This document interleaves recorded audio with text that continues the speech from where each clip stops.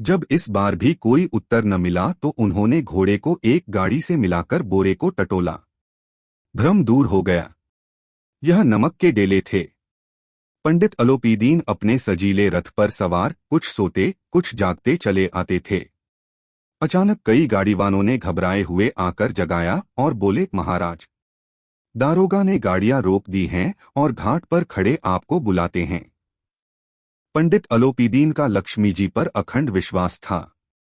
वह कहा करते थे कि संसार का तो कहना ही क्या, स्वर्ग में भी लक्ष्मी का ही राज्य है। उनका यह कहना यथार्थ ही था।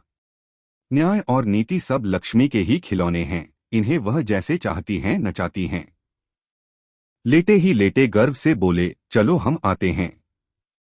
यह कहकर पंडित जी ने बड़ी निश्चिंतता से पान के बीड़े लगाकर खाए। फिर लिहाफ ओढ़े हुए दारोगा के पास आकर बोले, बाबूजी आशीर्वाद। कहिए, हमसे ऐसा कौन सा अपराध हुआ कि गाड़ियां रोक दी गईं? हम ब्राह्मणों पर तो आपकी कृपादृष्टि रहनी चाहिए। वंशीधर रुखाई से बोले, सरकारी हुक्म। पंडित अलोपीदीन ने हंसकर कहा, हम सरकारी हुक्म को नहीं जानते और न सरकार को। हमारे सरकार तो आप ही हैं। हमारा और आपका तो घर का मामला है, हम कभी आपसे बाहर हो सकते हैं? आपने व्यर्थ का कष्ट उठाया। यह हो नहीं सकता कि इधर से जाए और इस घाट के देवता को भेंट न चढ़ावे।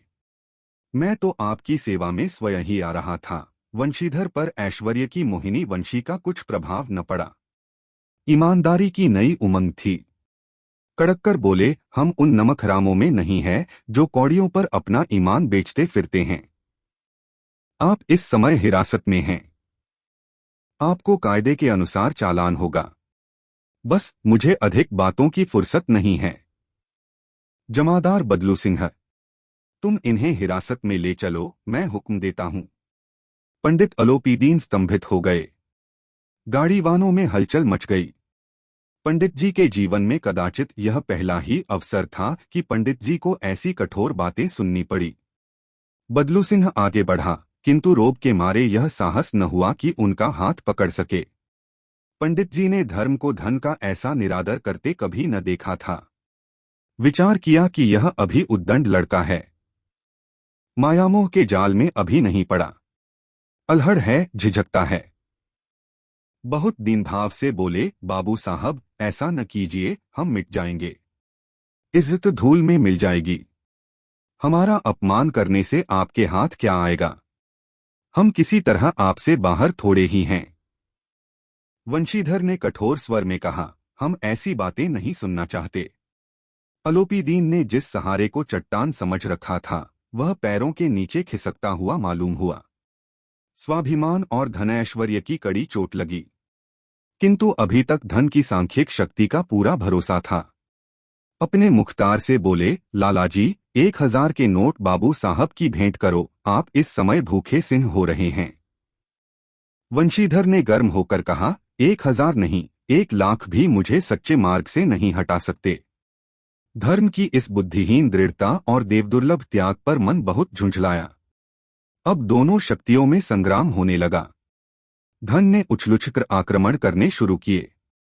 1 से 5, 5 से 10, 10 से 15 और 15 से 20,000 तक नौबत पहुंची, किंतु धर्म अलौकिक वीरता के साथ बहुसंख्यक सेना के सम्मुख अकेला पर्वत की भांति अटल अविचलित खड़ा था। अलोपीदीन निराश होकर बोले, अब इससे अधिक मेरा साहस नहीं।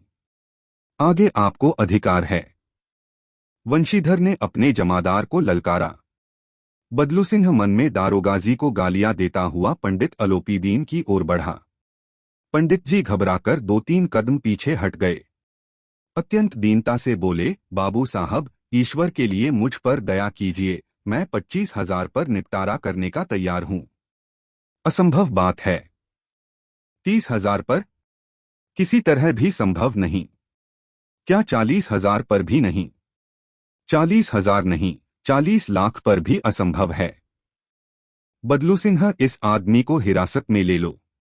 अब मैं एक शब्द भी नहीं सुनना चाहता। धर्म ने धन को पैरों तले कुचल डाला। अलोपीदीन ने एक हृष्ट-पुष्ट मनुष्य को हथकड़ियां लिए हुए अपनी तरफ आते देखा। चारों ओर निराश और कातर दृष्टि से देखने लगे। इसके बाद मूर्छित होकर गिर पड़े।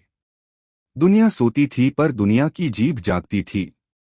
सवेरे देखिए तो बालक वृद्ध सबके मुंह से यही बात सुनाई देती थी।